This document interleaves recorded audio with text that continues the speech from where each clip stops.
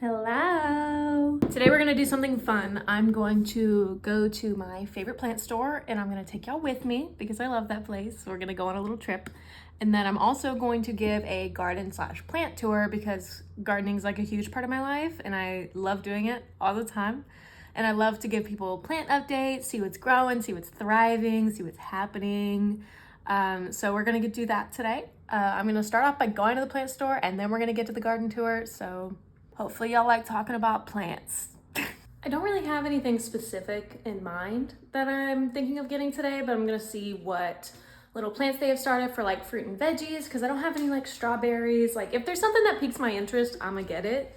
And I really like all the pots they have there because a lot of them are like handmade, glazed, fired, and all that. But they can be a little pricey too. So we're gonna look at those and see what they have. We're here. Okay, just got here. I guess I'm gonna just go in and I'll show you around a little bit. Hello, it's voiceover Ansley. Here's the garden store. I always head straight for the veggies and fruits, but I did stop and take a look at these because I just thought the coloring and the shape was really cool.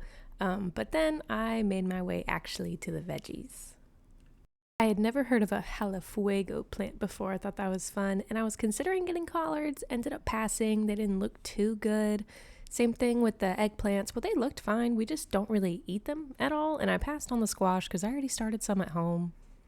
I had to show y'all these fiddle leaf figs. Look, they were like so much taller than me, which I thought was so bonkers. But I mean, I know they get that tall.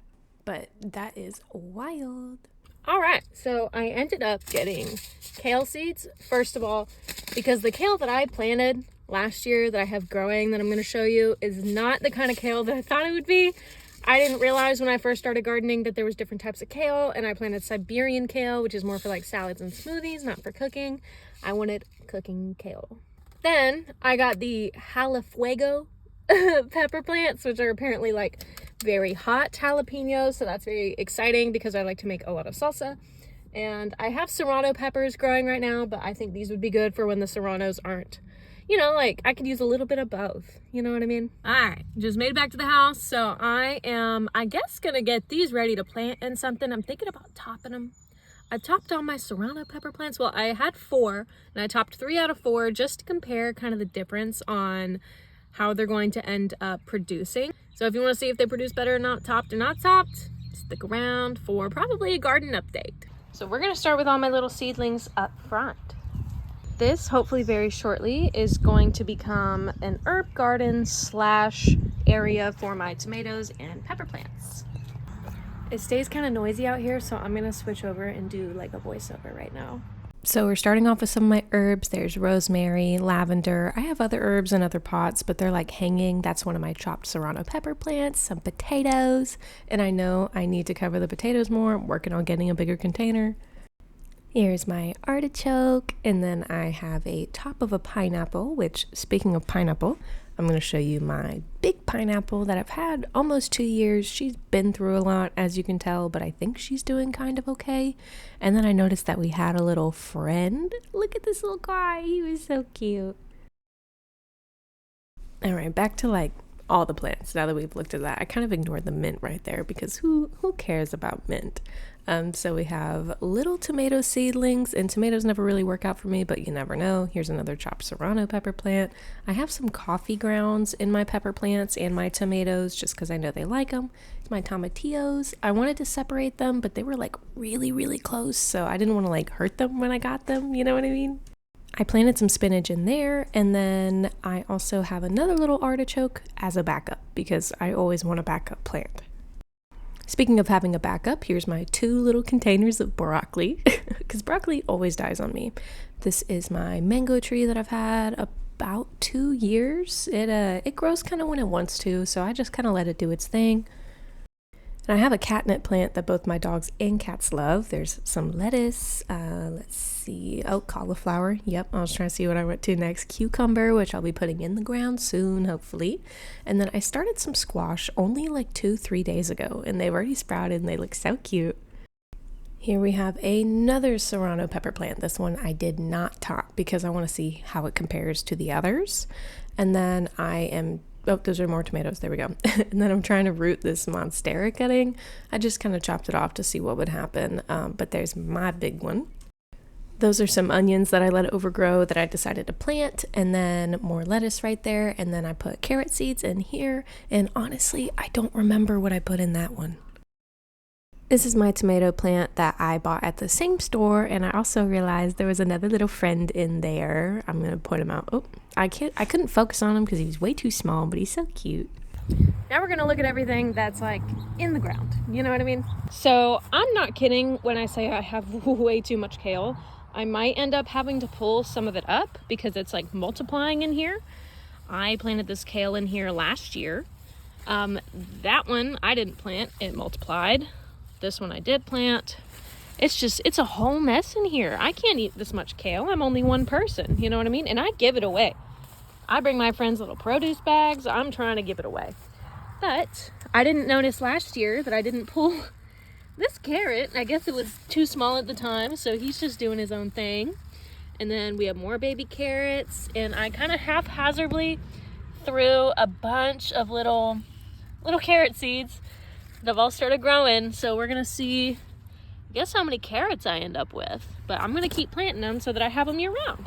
One of my favorite things to talk about is my asparagus plant. I planted 2 things of asparagus roots last year, no, 2 years ago maybe. And so this is the second year, and this is the first year it's actually produced one that I can eat. Right now they're growing as female asparagus, which is fine. It's got to do what it's got to do. I got 1 male asparagus so far that I could actually eat this year, and it was 15 inches tall, and I had just got tired of waiting on it and just snapped it to eat it. But it started growing back where I snapped it from, and I didn't realize it would do that. Let me show you what we got. So this is the big boy in question. Started coming out of the ground. It's a little thinner than the last one that I pulled. The last one that I pulled was about that big around, about the diameter of almost a nickel. So he's coming back, and then we just have her. Then over here, obviously again 2 more female, and then these little babies, little tiny little babies. Look how teeny tiny this one is. Look how teeny tiny this one is. Oh, how cute. Okay. Next to those, we have my cauliflower. I love cauliflower. Absolutely love roasted cauliflower, which is why I wanted to grow a lot, because I get tired of buying it in the store. So I'm like, all right, well, I'll just grow a ton of it myself. These are my muscadine vines. They're very much out of control. But as you can see, they already have a bunch of tiny little muscadine babies on them. How exciting is that? Every time I tell someone I have a muscadine vine, they tell me that I need to make muscadine wine. I've never had muscadine wine, and I've always just eaten the muscadines. I've never really thought to make them into anything, but I grew up having a muscadine vine in our backyard, and we would just go out there and shake it and get a bunch of muscadines, but it's really, really overgrowing here. We've only had this plant for 2 years, and she has gone crazy. So we're actually going to build a little vining situation to help guide it, because it's latching onto the grass. I know, we need to cut the grass. We don't own a weed eater, so we're working on it. Moving on to a little bit of kind of a boring section of the garden is my onions and garlic. And my cucumber is going to go right here. I'm just waiting for it to get a little bit bigger. But these are my onions and garlic. This one is a biggin. Look at that. Oh, and then, they're just doing their things, just growing. I do forget which ones are garlic and which ones are onions. So it'll be kind of a situation of when it's ready, I'll pull it and see what's going on. I did some onion seeds right around here that haven't come up yet. And these 3 are from onions that overgrew in the kitchen that I never used. And so I just put them in the ground. This bed is a mess. We're not going to talk about her right now.